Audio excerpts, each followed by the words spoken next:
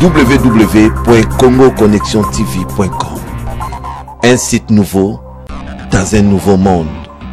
Contactez-nous au 438 877 4064. Facebook Congo Connexion TV. Vous avez droit de savoir. Je crois que la chose qui préoccupe le plus les gens aujourd'hui, c'est notre parti. La situation qui y prévaut et surtout quel est son avenir par rapport aux enjeux qui s'en viennent. Vous avez tous dit, si effectivement il y a élection l'année prochaine, c'est dans moins de 2 ans. Et nous, en ce moment, on devrait être en mode de préparation des élections, d'être en train de mettre nos pions progressivement en place. Parce que d'ailleurs, les premières élections, d'après le calendrier de Malou Malou, donc moi je suis persuadé qu'il ne va pas le tenir, le calendrier, mais il est là le calendrier. C'est des fourbes, ils peuvent aller vite en besogne. Et nous, on doit être prêts. Donc, passons à ce point concernant le parti. Moi, je vais donner juste un résumé, un bref résumé de ce qui se passe et de mon appréciation de la situation. Et les gens vont intervenir et on va tous trouver une position commune sur ce que nous pensons de l'état de notre parti. Pas du point de vue de sa base militante, mais du point de vue de sa classe dirigeante, de son leadership. Et j'en parle avec d'autant plus de certitude que je viens du Congo. J'ai vu ce qui se passe. La base militante du parti est intacte. Mais la direction politique s'est effondrée. Depuis que le président est tombé malade, déjà avant, les 6 mois qui précédaient sa maladie, il y avait des dysfonctionnements énormes dans le chef de ceux qui gèrent au quotidien le parti. Comme vous savez, nous avons un président du parti, mais nous avons un secrétaire général qui est appelé à gérer au quotidien le parti. Et on a des secrétaires nationaux, etc. Et la gestion au quotidien passe par beaucoup de choses. C'est avoir un plan d'action.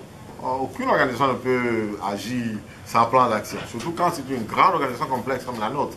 Avoir un plan d'action qui inclut, n'est-ce pas, des directives politiques, des directives à caractère économique, les directives quant au budget. Donc, simplement faire passer un budget et le faire voter par les grémiums de la présidence. Cette gestion au quotidien, avec des directives qui partent du sommet du parti vers les fédérations et des fédérations vers les sections pour que le parti vive, pour que la base soit en communion avec le sommet, n'existe pas.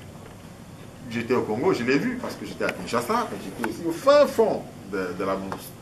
Et là-bas, les gens me disaient, mais ça fait 3 ans, 4 ans qu'on n'a plus eu aucune nouvelle de la direction politique. Et ça, c'est les gens au niveau des sections qui disent ça. Or, vous savez que les élections au Congo se gagnent au niveau des territoires. Les territoires sont des circonscriptions électorales. Si on veut gagner les élections, il faut être fort sur le terrain, territoire par territoire. Ça ne sert à rien d'avoir une direction politique éléphantesque si sur le terrain vous n'avez pas de présence. Vous allez mordre la poussière. Malheureusement, notre parti est dans cette position-là, où la grande base militante qui est sur le terrain est en veilleuse et la direction politique est empêtrée dans ses propres contradictions et n'est plus à mesure d'assurer la direction du parti. C'est ça la situation dans laquelle on est. Bon, il y a plusieurs raisons à ça. Moi, je pense qu'une des raisons, c'est la question du leadership suprême autour. Ce n'est plus un tabou. Étienne Tshisekedi a 82 ans. Et donc, il a un certain âge qui est tel que, dans une organisation sérieuse, il faut penser à la relève. La relève ici ne signifie pas pousser Étienne Tshisekedi à la sortie, non. C'est un monument qui dépasse le contexte du DPS. Et nous sommes contents de l'avoir comme chef de parti, etc. Mais nous devons, comme on dit, prévoir l'avenir. Gouverner, c'est prévoir. Et c'est clair, tout le monde se rend compte que, oh, Étienne a 82 ans, mais quelque chose peut lui arriver.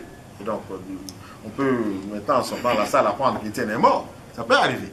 C'était un mortel, comme nous tous. Et donc, et on est plus mortel à 82 ans qu'à 42 ans. Et donc, la question se pose maintenant. Et la question est mal gérée. Mal gérée par certains individus qui sont intéressés par le pouvoir suprême dans le parti, ça veut dire être président du parti. Et c'est mal géré par certains cercles dans le parti.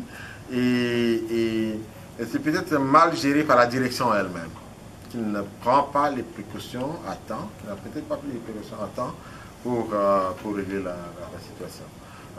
Donc, on est là dans un contexte où personne ne crève cet aspect,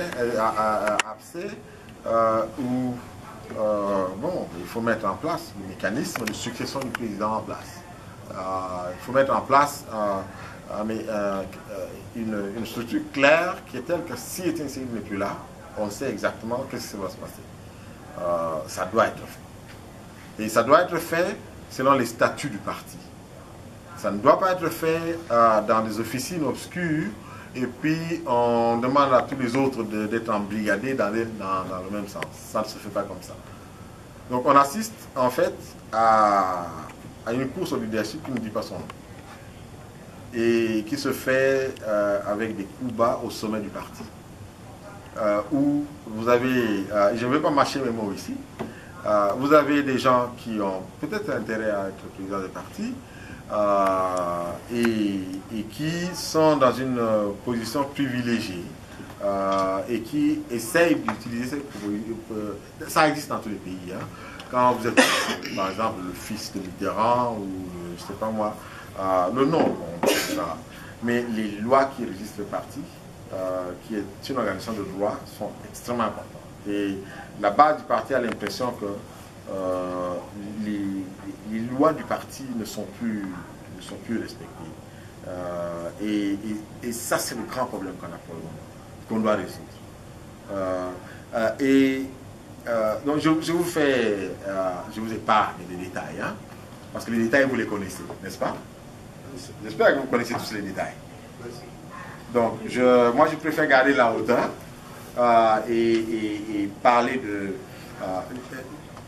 je crois qu'à l'époque où la dernière personne, le dernier grand cadre du parti, en dehors de Mavungu, a rencontré le président de manière transparente. Quand je dis transparente, Mavungu était à Bruxelles, mais c'était pas dans un cadre très transparent. C'est moi l'écrit. Et les derniers actes que Étienne Tshisekedi avait posés avant d'être malade montrent très clairement qu'il pensait à cette question intensément. La question de la succession, la question de ce qui pourrait se passer s'il lui arrivait quelque chose. Je crois que vous êtes tous au courant du fait qu'il voulait mettre sur pied ce qu'il appelait un bureau politique. Parce qu'il sentait clairement qu'il y avait une différence énorme dans la structure qui existait. Mais en même temps, vous savez, les gens sont des volontaires. Hein? Tous ces gens sont des volontaires. Même quand ils ne font pas preuve de grandes compétences, il faut les ménager.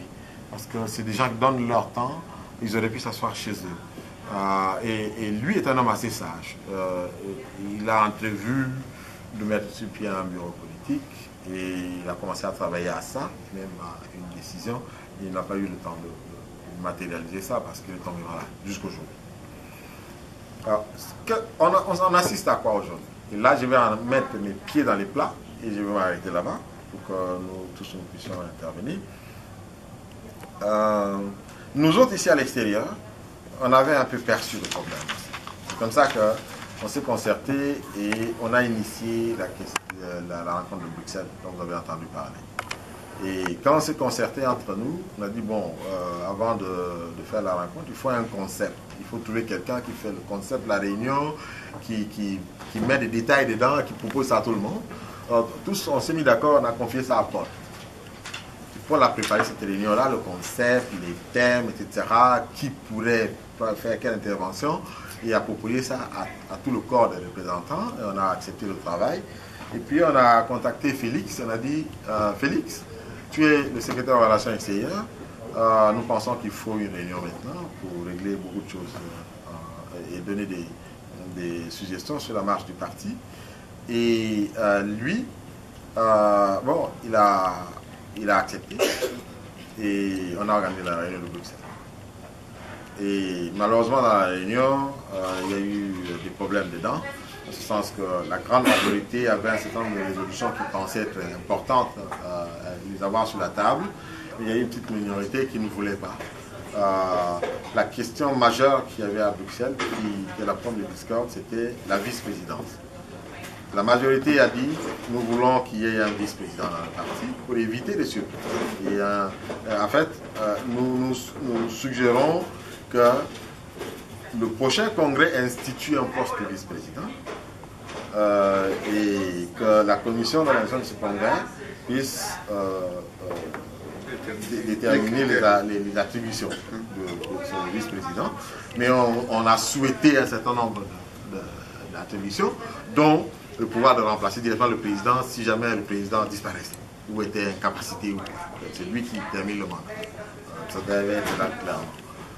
Alors ça a été un débat considérable autour de ça. La grande majorité a voté cette résolution, mais pour une raison ou une autre, Félix ne l'a pas voulu. Félix a dit, on dirait que certains dans la salle ils sont venus pour me piéger parce que vous savez qu'Étienne Tshisekedi va jamais me choisir moi, son fils, comme vice-président. Et c'est autour de ça que le débat s'est achevé. J'espère que vous m'avez suivi jusqu'à là. Et il a refusé d'emmener les résolutions chez son père. Il a dit, moi, je ne les amène pas chez mon père. Et jusqu'à aujourd'hui. Alors, vous vous imaginez que les gens qui sont venus de loin, c'était une réunion d'une quarantaine de personnes. Nous, on est venus d'ici.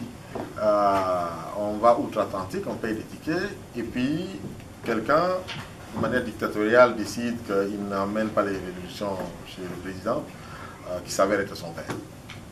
Et ça a fâché beaucoup de gens.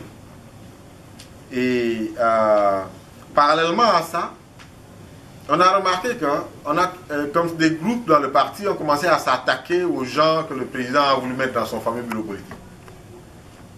Et c'est des attaques gratuites. Et des attaques parfois insensées. Je ne veux pas prendre le cas des gens... le président voulait mettre dedans Willy Vangou, Valentin Moubaki, Félix Tulombo, moi, qui d'autre, Roger Kakongé et Mollet. Et on a commencé à avoir des attaques gratuites à l'endroit de ces gens-là, comme s'il y avait des milieux dans le parti qui voulaient détruire l'idée du président, etc. Moi, je pense à pas mon cas. Moi, juste à constater qu'à partir de là, il y a eu des attaques gratuites vis-à-vis de moi.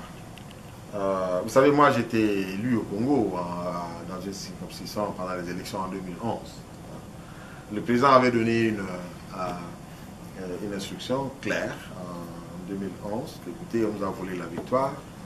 Il souhaitait nous donner l'ordre que le parti ne puisse pas participer aux institutions, au Parlement, par exemple, parce que c'était la meilleure façon de montrer clairement que ce Parlement-là ne nous concernait pas et que c'était, lui pensait que c'était la meilleure façon de faire s'effondrer le régime.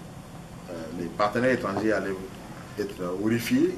Tiens, le régime n'a qu'un Parlement, un Parlement qui est monolithique. Finalement, vous avez suivi tout ce qui s'est passé. La plupart des gens ont désobéi au président, y compris son propre fils, Thilo. Ils sont allés à ce Parlement. La sœur du président aussi est allée dedans. Donc, en fin de compte, il n'y a eu que 2 personnes qui ne sont pas allées dedans. Jean-Marie Jacques Mbouchima et moi. Moi, je suis rentré ici, donc je ne suis jamais allé dans cette affaire-là. Alors, moi, j'ai commencé à... Je voudrais mettre ça dans la perspective de notre fédération, hein, parce que les autres, si je me attaque au problème général, on ne va pas finir, ça, vous allez en discuter. Moi, j'ai simplement remarqué qu'on s'attaquait à moi sans raison apparente. D'abord, nous étions à Bruxelles, où la liste des gens qui étaient invités, c'est pas nous qui l'avons constituée, c'était le bureau de Félix qui l'a fait. C'est lui qui a conçu la liste, et donc a circulé les documents parmi ces gens-là. Et un jour, 6 mois après, on voit des documents qui circulaient entre les gens apparaître dans la presse. Et puis, 2-3 semaines après, on lit sur Internet, « Oh, Félix me suspend moi, comme représentant. » Soupçonnant, c'était sur base de soupçon que c'est moi qui ai sorti cette document dans la presse. Bon, il y a eu tout le tollé qu'il y a eu, vous avez vu. Donc c'était une attaque gratuite. C'est intolérable. Et moi, je me suis posé la question de savoir, tiens, je ne comprends pas comment moi, je me reproche vraiment de rien. Sur ce qui se passe dans le parti, je crois que j'ai démontré clairement que je suis très bien aligné du parti. Mais comment se fait-il que le fils d'Étienne Tsegui s'attaque à moi, gratuitement? Je me suis dit, bon, on va voir où ça va amener. Et finalement, je me suis rendu compte que on dirait que cette histoire de bureau politique de son père continuait son bonhomme de chemin. Donc, en bref, Félix a l'ambition d'être président de parti. Je vais vous parler franchement. Et je vais tout mettre sur la table ici. Et il ne joue pas correctement. Il pense que le parti, c'est comme un bien familial qui appartient à son père. Et que, bon, c'est un ayant droit, lui, il se lève et peut devenir président de parti en coupant les têtes aux autres.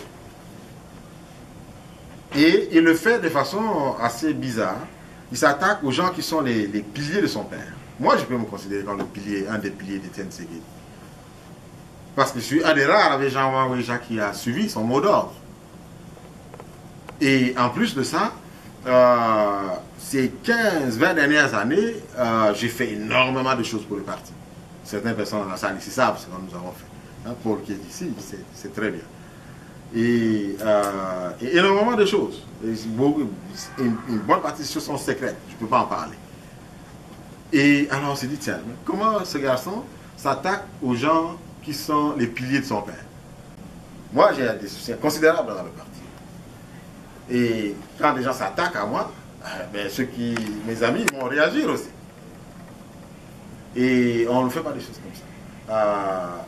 Dans un parti politique, quand des gens ont des ambitions, et dans un contexte où le président a un certain âge et il peut disparaître, les principales têtes d'affiche s'asseyent et parlent de qu'est-ce qui peut arriver, comment est-ce qu'on peut réorganiser les rôles, etc. Et si quelqu'un a des ambitions, on dira, bon, écoutez, vous avez des ambitions, c'est très bien, mais Paul peut aussi avoir des ambitions. Il ferait un bon président de parti, etc. Comment est-ce qu'on va gérer tout ça? De façon très responsable. Mais pas comme ça, se lever et puis commencer à fouler les statues aux pieds, à s'arroger les pouvoirs de son père, à usurper les pouvoirs du président, pour commencer à faire des choses. Et ça, c'était intolérable. Et c'est cette situation qui a amené le parti là où on est. Moi, j'étais peut-être l'excuse par laquelle tout ça a éclaté, mais les attaques à l'endroit des cadres valeureux du parti, c'est intolérable.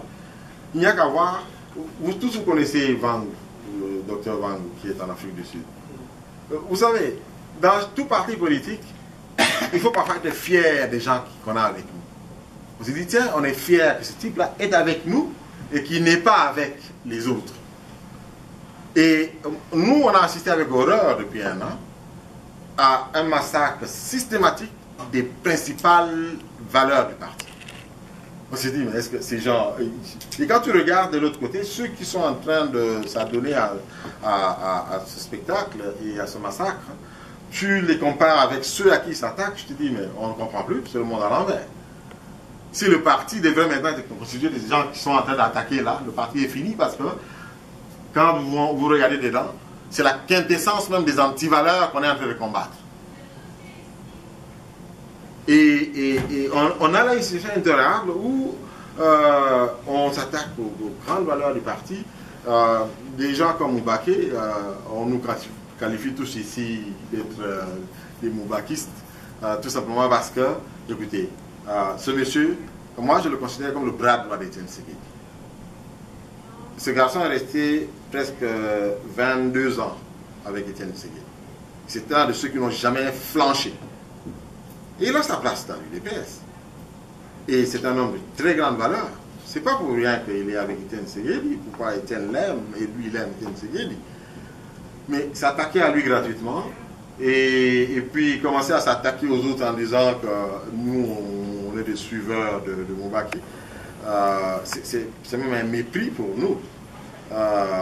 Nous autres, nous sommes des grands messieurs, on ne suit pas aveuglément les gens. Nous, on a de l'appréciation pour les gens. Et Valentin est un des grands cadres de ce parti. Un homme extraordinaire. Et il nous est interdit de l'attaquer gratuitement, comme ça. Je voulais vraiment passer le message à vous tous, parce que c'est une destruction en règle du parti à laquelle on s'attend. Et ça doit cesser.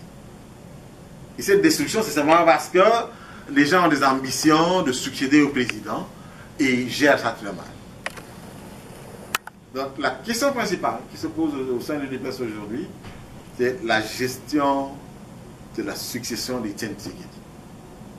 Ça doit être géré de façon responsable. Et vous tous, quand vous allez intervenir, faites des suggestions concrètes qui peuvent aider à solutionner ce problème pour qu'on aille vite en besogne. Parce que 2016, ce n'est plus loin. Je vous assure, tel que moi j'ai vu la situation au Congo, si la question de leadership n'est pas réglée d'ici avril au plus tard, et moi j'ai comme résolution sur la table à la fin, que nous tous ici exigeons un congrès extraordinaire sans délai. Si nous ne réglons pas ce problème, dans les 3-4 mois, c'est fini. L'UDPS ne prendra pas le pouvoir en 2016 par des élections. À moins qu'on fasse une révolution avant, etc. Et je vous parle ici après avoir vu la situation sur le terrain. Donc, la question de leadership doit être réglée et par un mécanisme statutaire clair. Ça doit être réglé dans l'ordre de la discipline. Qu'est-ce que vous avez remarqué aujourd'hui? Cette fédération est une des meilleures fédérations de l'extérieur de l'UDPS. Et nous pouvons être fiers de ça. Et nous, on fera tout pour que notre noyau, qui est très bon, reste en place. On a eu beaucoup de secousses dans le passé et on a toujours survécu à ces secousses. Et ce qu'on a pour le moment est une secousse même plus petite, à mon avis, parce qu'elle est basée sur des faux usages de faux. Et je veux finir par là.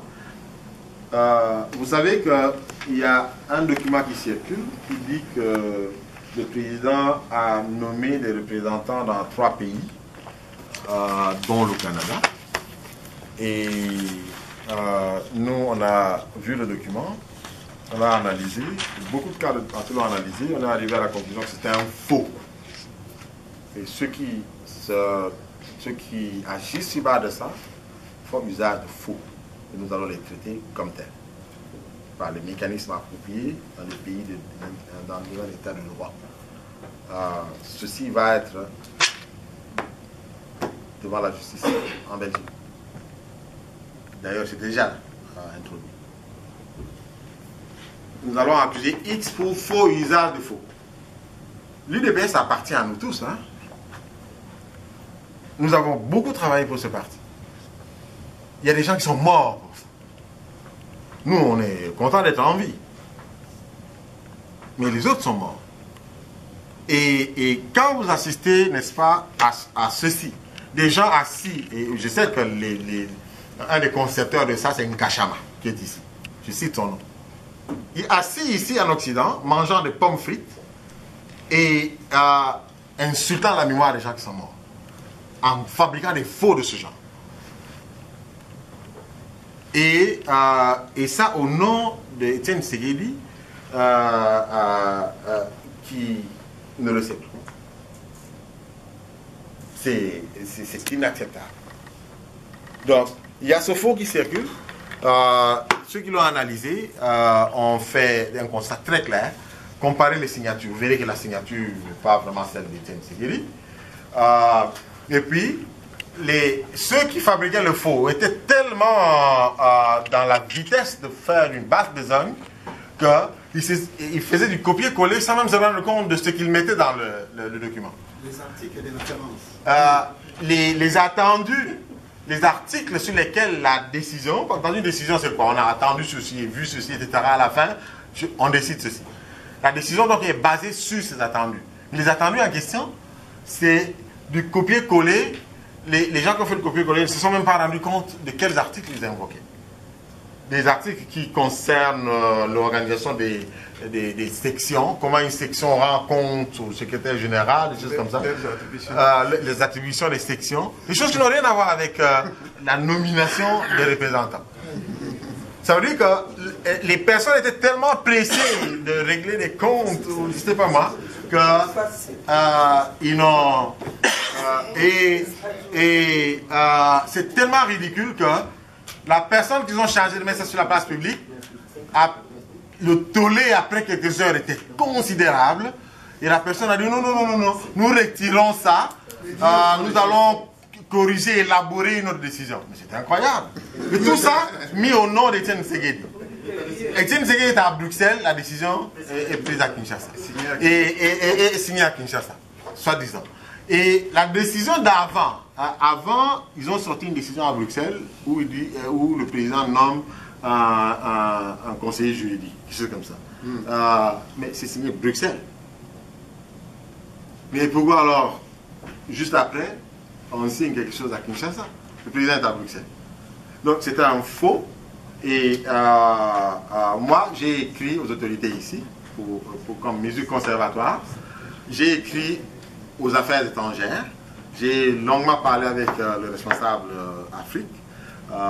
Écoutez, moi je suis un professeur d'université dans ce pays. Vous savez ça, hein? Je suis quelqu'un de très modeste, mais quand je vais mettre les pieds dans les plats, j'invoque mes titres. Quand moi je fais la ronde là-bas, je mets ma casquette de professeur. Parce que dans ce pays, moi j'ai rang ici. Et ces gens, la plupart de ces gens qui sont dans les ministères, c'est des petits fonctionnaires qui n'ont pas mon rang.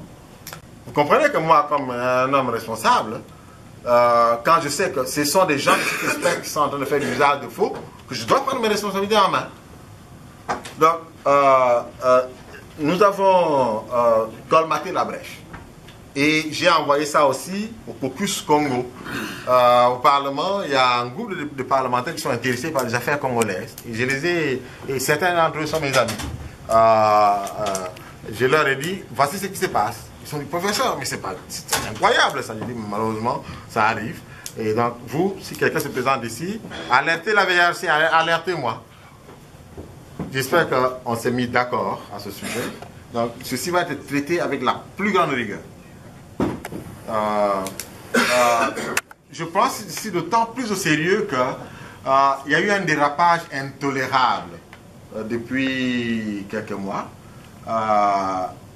On peut aller fabriquer des fous et puis s'amuser, etc. Mais il est important de savoir qu'on ne s'attaque pas aux gens, on n'insulte pas les gens comme ça gratuitement. J'ai vu des gens commencer à insulter, etc. sur la place publique. Je crois, vous avez vu des emails, etc. Intolérables. Et il y a une ligne rouge que je voudrais vraiment mettre sur le sable.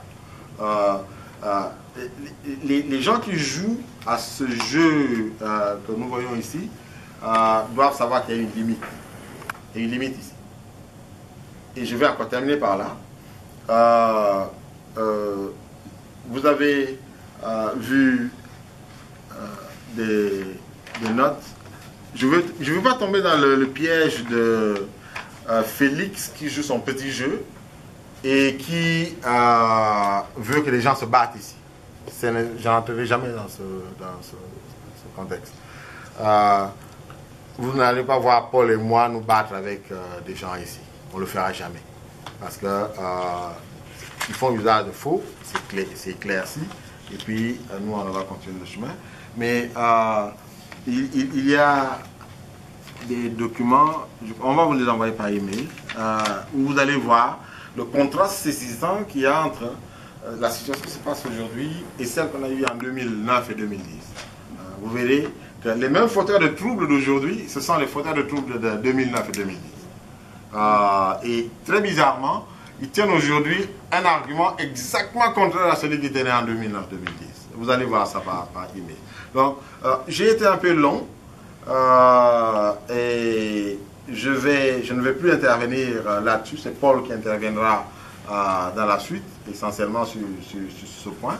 Mais je veux simplement résumer en disant ceci. Nous devons résoudre la crise de leadership très rapidement parce que la direction politique, en l'absence d'Étienne Tshisekedi à Kinshasa, s'est effondrée par incompétence et vous avez tous vu. On fait lire à Étienne Tshisekedi un message de bonne année disant voilà dialogue, etc. Alors que sur le terrain, tout le monde voyait que la population voulait en découdre avec le régime directement. Donc, complètement en déphasage avec le terrain. Manque de leadership. Et puis, quand la population, une semaine après, dément ça par des actes, en se révoltant, on dit « Ah non, non, on n'est pas concerné par ça ». Mais c'est incroyable. Et ça nous a amené un discrédit considérable. Si bien que, quand les mêmes architectes du message du président du 1er janvier ont sorti un document attribué au président en disant qu'il appelle la population à chasser Kabila, vous avez vu vous-même, personne n'a suivi. Mais c'est très grave. Faire ça à Étienne Tshisekedi, c'est tuer le mythe d'Étienne Tshisekedi. Donc ceux qui se sont montrés vraiment amateurs en termes de leadership, de cette façon-là, ne méritent pas d'être à la tête du parti. Donc, il faut que ce parti organise un congrès extraordinaire, le plus vite que possible, selon les mécanismes du parti qui existent. Et le mécanisme statutaire qui existe, c'est que le tiers des fédérations convoque un congrès auquel la moitié participe. Et à ce moment-là, il est légal. Et il faut qu'on résolve ce problème de désordre qu'il a pour le moment et de prise de leadership. Et c'est pourquoi vous avez vu que le 12 novembre, il y avait cette fameuse déclaration signée par à peu près 600 à 700 personnes. La déclaration originale, c'était 400 et quelques, et puis 200 sont ajoutés après, qui était très claire. Moi, je l'ai signé aussi. Pour moi, il est devenu impossible de garder le secrétaire général tel qu'il est là et le secrétaire aux relations extérieures. Ils sont d'une incompétence notoire. On ne peut plus continuer. Sinon, c'est la mort du parti. Je sais que, vous savez, quand on dit ça, et les gens se réfugient derrière, quand on dit ça de Félix, ils se réfugient derrière le fait que le fils de Tshisekedi. Non, non, non, nous on ne s'attaque pas à Tshisekedi. On s'attaque à des responsables du parti qui sont incompétents, dont lui, Félix Tshilombo et M. Mavungu. M. Mavungu est devenu carrément un instrument de Félix Tshilombo. Qui se considère comme le chef de facto du parti. Il va à Mweneditu et il dit au président fédéral, yo, Tolongwe, yo. Il dit, yo, vous allez en place. Parce que yo, au Kitienga, il y a 2 mois. Systématiquement comme ça. Mais ça, c'est tuer le parti. Et ce genre d'attitude, c'est terminé. Nous, on les dénonce. Nous n'allons plus les accepter. J'espère que j'ai été très clair. Que vous m'avez tous suivi. Si ici, dans la salle, vous avez vous là, il y a des gens qui veulent suivre cette façon de faire les choses, nous, on ne suit pas ça. Nous, on veut un leadership responsable, à la hauteur de la grandeur de l'UDPS, à la hauteur du sacrifice, jusqu'au sacrifice suprême que beaucoup de gens ont fait dans le passé. Et je termine là-bas. J'espère que vous avez compris ce que je vous ai dit. Merci. Vous avez droit de savoir.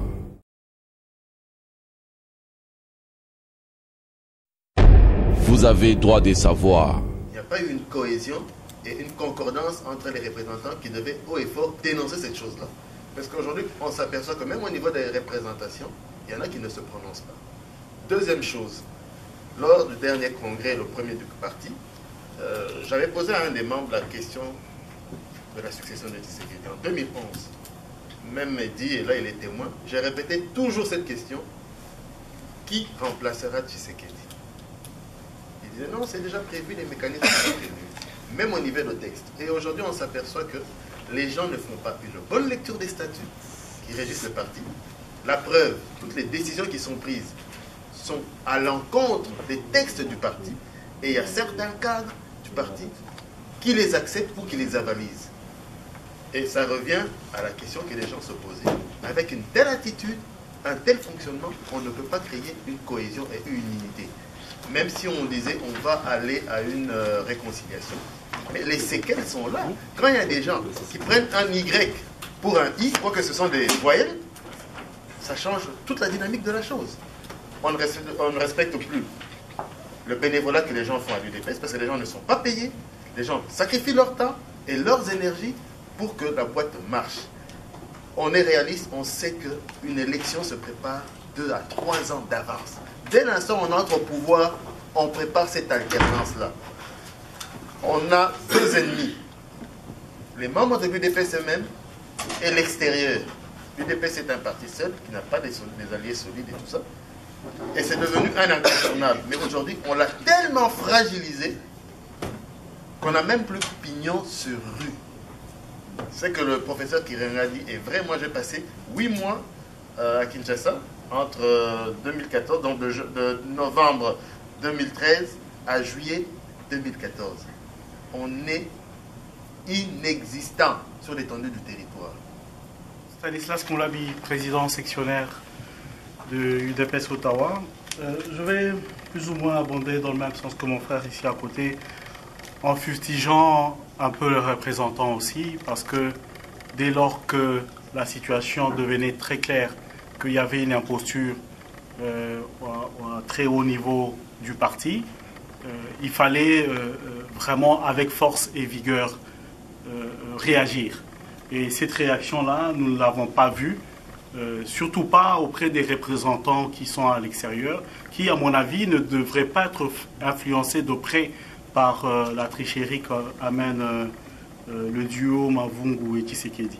Mais pour contribuer un peu par rapport à la résolution et par rapport à ce qui se passe, moi, je crois qu'il faudrait reprendre l'idée du président lors de leur dernière entrevue avec Moleka. Je crois qu'à partir de cette base-là, ça va être un bon départ pour que ces 5 personnes-là, désignées par le président, amènent le parti vers le congrès dont nous en appelons tous de souhait ici. Je crois que c'est le moment. Je ne vois pas pourquoi ils ont attendu si longtemps, c'est-à-dire les 5 personnes nominées par le président lui-même, même si ça n'a pas été finalement officialisé, mais d'une certaine manière, c'est vrai, parce que cette parole est venue de son directeur de cabinet. Pourquoi les 5 nominés ne prennent pas leurs responsabilités et commencer à prendre en charge cette organisation du Congrès? Je crois que c'est le chemin le plus court. Si ces gens-là, de commun accord, se levaient, faisaient une déclaration, et par la suite, je crois que les choses vont être un peu plus simples à organiser, à engager. Je parle là du prochain congrès. Je crois que définitivement, le moyen le plus simple, le plus facile, c'est que ces gens-là, les 5 nominés, puissent prendre la parole. J'en ai fini, merci. Il n'a peut-être pas formulé comme tel. Est-ce que vous pouvez formuler votre proposition sous forme de... Ils peuvent penser pendant que les autres parlent. Oui. Comme ça, Et nous allons demander, dès que les autres auront terminé, on va demander des propositions de résolution. C'est ça. Pensez-y pour l'instant. Donc, nous avons 30 minutes pour ce sujet. Nous allons nous faire violence de façon à ce qu'on puisse terminer dans le temps prévu. Et actuellement, nous assistons à l'usage de faux et usage de faux. Ce qui n'inspire pas confiance. De ce fait, avant que le président tombe dans l'état de santé où il se trouve maintenant, est incapable de gérer comme il le faut avec toutes ses facultés le parti, c'est là où je rejoins l'ami, qu'il avait déjà constitué un bureau politique. Est-ce que ce bureau politique-là peut se serrer les coudes et s'afficher de manière à affronter les institutions qui ne sont pas dans notre statut, puisqu'ils agissent illégalement? Alors, j'aimerais que la direction proposée et pas validée par le président du parti puisse se réunir ou se concerter de manière à mener le leadership du parti. Même si son fils est là, s'il adhère, tant mieux, mais nous sommes dans la démocratie, la majorité compte. Sur les 5 ou les 6, si lui se soustrait, se met de côté, mais les autres mènent la barque. Alors on ne peut pas se faire des cadeaux. Ici, là, c'est la mort du parti et là, on continue à mourir, nous autres qui sommes là, pour rejoindre ceux qui sont morts déjà pour le parti. Ce n'est pas bon. Merci. Le problème de fond qui se passe à l'IDPS, parce que je trouve toujours que l'IDPS, c'est la représentation en fait du Congo, c'est que les gens ne s'expriment pas à cœur ouvert. Il y a des choses qui sont gardées à l'interne et qui ne sont pas dites. Et tant que cet échange, pour ne pas dire dialogue, mais cet échange entre frères peut se faire sans concession, je pense que tout processus, quelque fiable, risque d'être voué à l'échec. Donc j'encouragerai vous, les représentants et de toutes les fédérations, d'ouvrir vraiment, de créer une atmosphère où l'échange d'individus, que ce soit le plus simple membre qui n'a aucune fonction, puisse être en mesure de vider son sac, si on peut dire. Parce qu'il faut vraiment aller au fond du problème. À partir de là, on peut alors absorber les différends et commencer à proposer quelque chose de fiable, entre autres.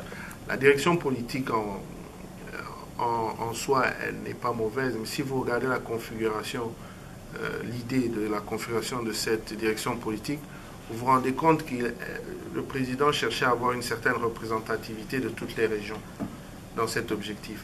Maintenant, lorsqu'on parle d'un débat ouvert dans le parti, nous voulons aussi que tous les processus dont on fait tout le temps référence soient extrêmement transparents.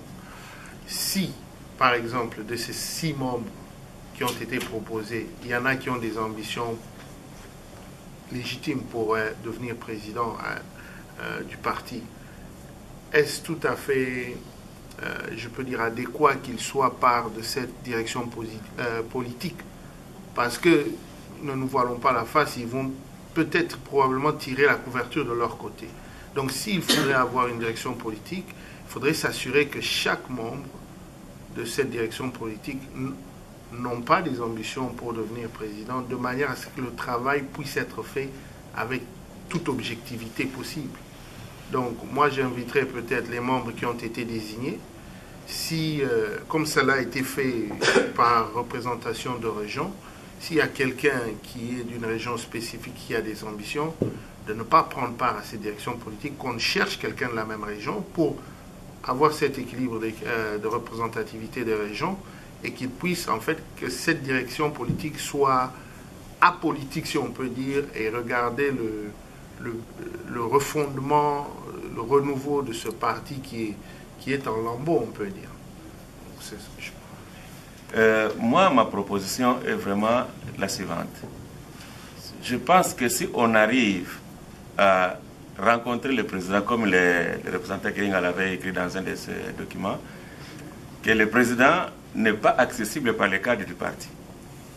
Et s'il y a moyen de forcer une rencontre entre le président et quelques cadres du parti, nous arriverons à la solution de toutes ces choses. Parce que ce document dont on parle du bureau politique qui devait mettre en place n'a pas vu le jour. Et pour que ça voie le jour, ça prend des gens pour les rencontrer, pour dépasser la barrière familiale, s'il y a possibilité de dépasser la barrière familiale, rencontrer le président. Et ces gens-là, quand ils vont sortir avec toutes les solutions auxquelles nous sommes en train de nous battre maintenant. Jusqu'à présent, la famille biologique de Tiens Tshisekedi, et pour être peut-être correct à l'endroit des gens, je ne dirais même pas la famille biologique, mais certains membres de la famille biologique ont scellé hermétiquement l'accès au président. Donc, ça sera très difficile à réaliser dans les médias. Donc, il faut proposer des solutions pratiques où, écoutez, c'est la démocratie, le grand nombre va dans ce sens-là. Parce que moi, je pense que ce sera difficile d'avoir un groupe de cadres qui rencontrent le président. Mais ça peut être essayé, il n'y a pas de problème.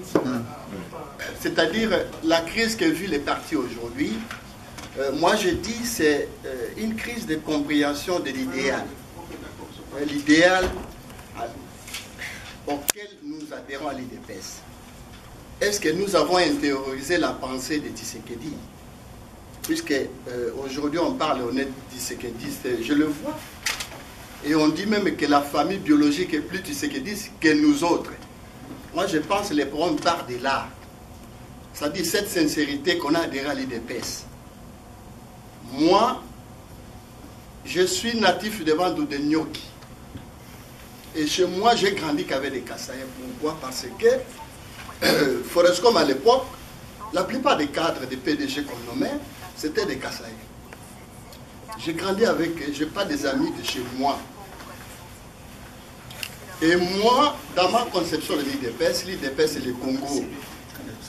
Mais sauf qu'il y a certains amis dans le groupe. Les drames, c'est ça. Il faut le dire. Puisque je parle avec eux, en privé, on me le dit. Que cette crise a pour but, les Kiringa et consorts sont pour rien. L'UDPS, la direction doit rester kassaïenne. C'est ça. Ils n'ont pas la même idéal que nous, des bandes données venant à l'UDPS. Puisque Tshisekedi, c'est l'excellence. C'est l'excellence.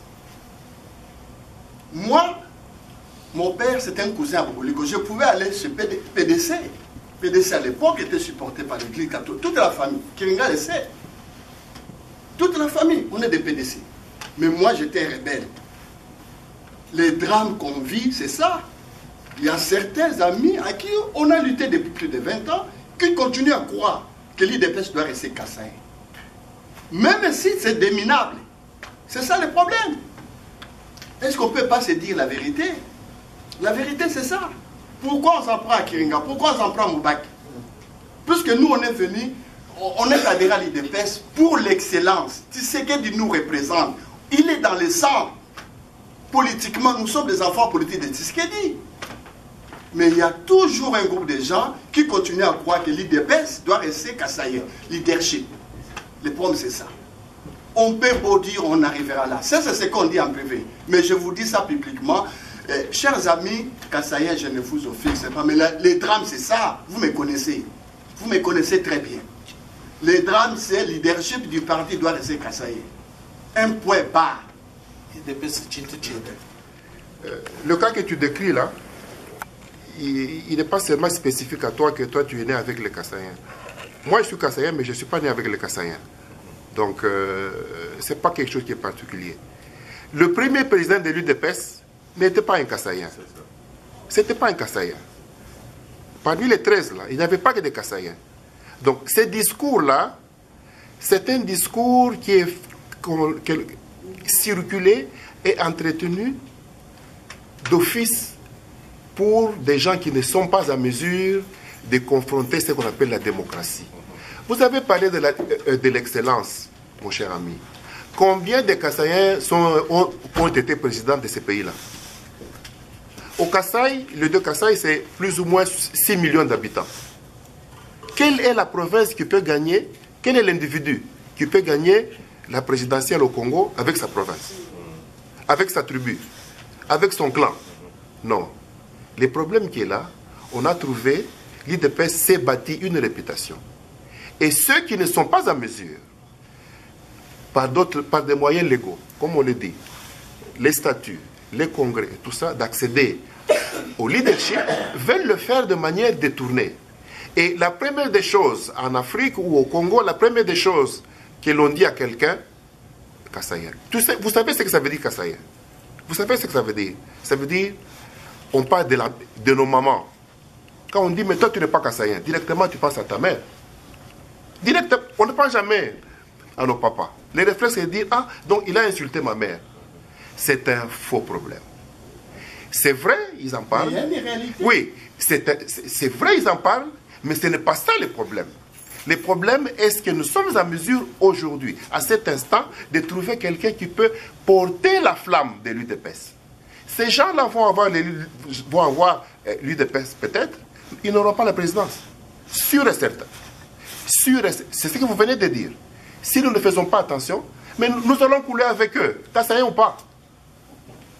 Membre de l'UDPS, Urbain Ndondo, conseiller diplomatique à la représentation. J'aimerais répondre à ce que mon frère Eddy vient d'avancer. Ça n'offusque personne. Mais je vais avancer 2 cas que j'ai vécu personnellement. Le premier, lors de la conférence nationale souveraine. Avec quelques amis de la banque, nous sommes allés à Limete voir le président. Et dans le groupe, il y avait justement un Kassaïen. Comme tu dis là, les Kassaïens veulent avoir la direction de l'UDPS. On arrive à Limete, nous étions avec les amis, et le président nous a reçus. L'ami avec qui on était a commencé à parler à Tchilouba. Il a parlé et le président lui a dit, mais qu'est-ce que tu peux me dire des secrets que les autres ici ne peuvent pas comprendre? Puisque ceux-là, ils sont... Moi, à l'époque, j'étais dans le bureau d'études de l'UDPS. Il dit, ce sont des cadres de l'UDPS, des cadres supérieurs. Qu'est-ce que tu peux me le dire? Qu'est-ce que tu ne peux pas me le dire en français, que si tu me dis à Tchilouba, ça sera plus secret. Alors, il a dit, exprime-toi en français. Et ce que le monsieur lui a dit en français, ça ne valait même pas le niveau d'un secret. Eh bien, quand nous sommes sortis de la parcelle, c'était dans ma voiture qu'on était partis, mais le monsieur a inventé une excuse pour ne plus rentrer avec nous. Ça, c'est le premier point. Le deuxième point, quand le président est arrivé ici, à Toronto, je pense que toi, Eddy, tu étais dans la salle. Il y avait une de nos sœurs, une de nos consoeurs, qui a commencé à parler en Tchilouba. Mais j'ai vu que les gens qui avaient réagi négativement, c'était les Kassaïens. Ils ont dit, mais comment? Et puis, il y a un ami qui était à côté de moi, il dit, mais celle-là, c'est toujours comme ça. Elle vient là pour créer du désordre. Qu'est-ce qu'elle ne peut pas parler en français? Elle parle en Tchilouba. Clarifier la position de combattant Eddy. Il dit qu'il y a beaucoup de critiques, de discours, de murmures comme quoi nous voulons que l'UDPS soit dirigée par un Kassaïen et que l'UDPS soit une affaire de Kassaïen. Notre combattant Ndondo a dit ce qu'il a déjà vécu avec Tshisekedi. Mais moi, je voudrais vous donner un exemple national que Tshisekedi lui-même a prononcé devant la journaliste Colette Brackman. Après que Mobutu ait déclaré qu'il prenait congé du impère, cette dame est allée poser la question à Tshisekedi à Limete immédiatement en 1992 on vous reproche que l'UDPS est une affaire de Kassaïen. Tshisekedi de sa bouche, il a répondu exactement ceci. Il n'y a pas au Congo, Zaïre à l'époque, une tribu supérieure pour faire de quelqu'un un chef d'État de ce pays. C'est pour dire qu'il y a beaucoup de gens qui interprètent leurs sentiments, mais qui les prêtent à Tshisekedi ou aux individus qui sillonnent autour de Tshisekedi. L'UDPS est une affaire nationale qui a été créée par 13 commissaires du peuple députés qui venaient de tous les horizons du Congo. C'est pour vous dire ici qu'il ne faut pas tellement prêter attention à ces destructeurs malins qui viennent avec un discours qui ne tient pas debout. Ça, c'est un. De deux, je veux bien qu'on puisse penser en termes d'organiser un congrès, parce qu'un parti politique partout au monde ne trouve de solution qu'à travers un congrès. Évoquer un congrès, ce n'est pas une injure, ce n'est pas prêcher le contraire. Non, les démocrates le font aux États-Unis, de même que les républicains, et même ici au Canada où nous sommes. Mais ma crainte est celle-ci. C'est comme Maman l'a exprimé, c'est comme combattant Kalala Sylvain l'a souligné. Est-ce qu'il y a moyen de rencontrer Étienne Tshisekedi pour savoir qu'est-ce qu'il pense de l'état de la question aujourd'hui au sein de l'UDPS? Pourquoi je soulève cet aspect? Je soulève cet aspect pour beaucoup de choses.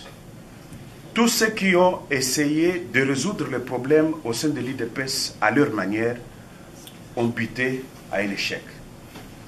Les CDPS de Belchika se sont organisés, mais vous tous, vous êtes témoins de l'histoire politique du Congo. Est-ce qu'on parle encore de CDPS? Il y a eu le professeur Liao qui a inventé un nouveau discours au sein de l'UDPS, la coterie. Vous tous, vous connaissez toute cette situation. Où en sommes-nous avec ce mouvement-là? Donc, je peux énumérer 1001 exemples, mais je voudrais revenir à un aspect. Nous devons aller au Congrès, mais nous devons tout faire pour savoir ce que Étienne Tshisekedi pense dans les contextes actuels. Comment est-ce qu'on doit les rencontrer? Parce qu'il y a cette barrière.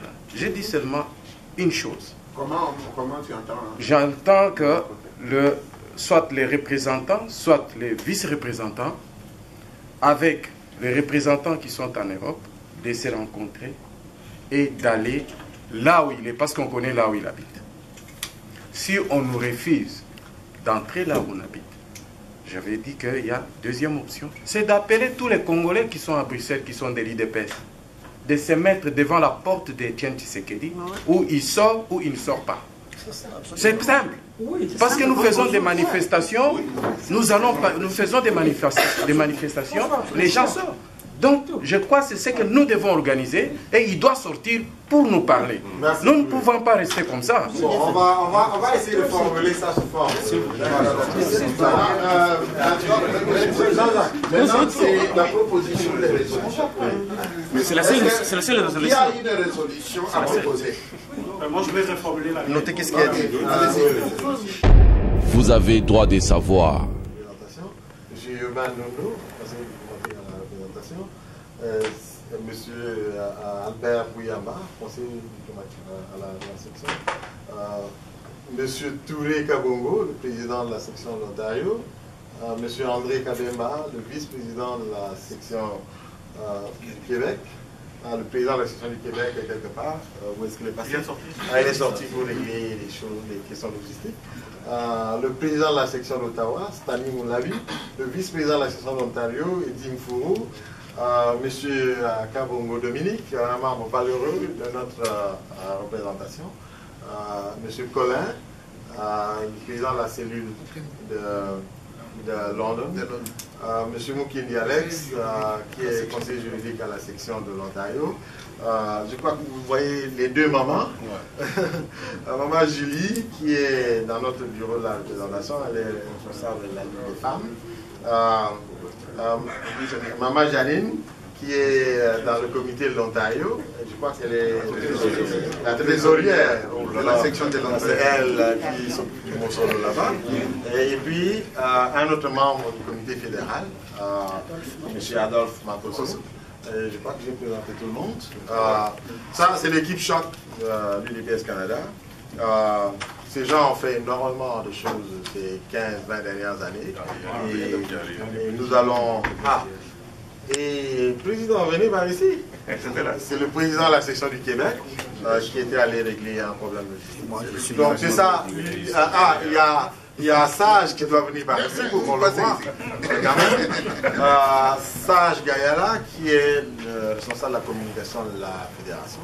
C'est ça la fédération du Canada qui a fait énormément de choses dans le passé et qui va en faire d'autres dans l'avenir avec responsabilité pour le grand bonheur du peuple congolais et pour le bien de ce pays. Merci. Vous avez droit de savoir. www.congoconnexiontv.com. Un site nouveau dans un nouveau monde. Contactez-nous au 438 877 4064. Facebook Congo Connexion TV.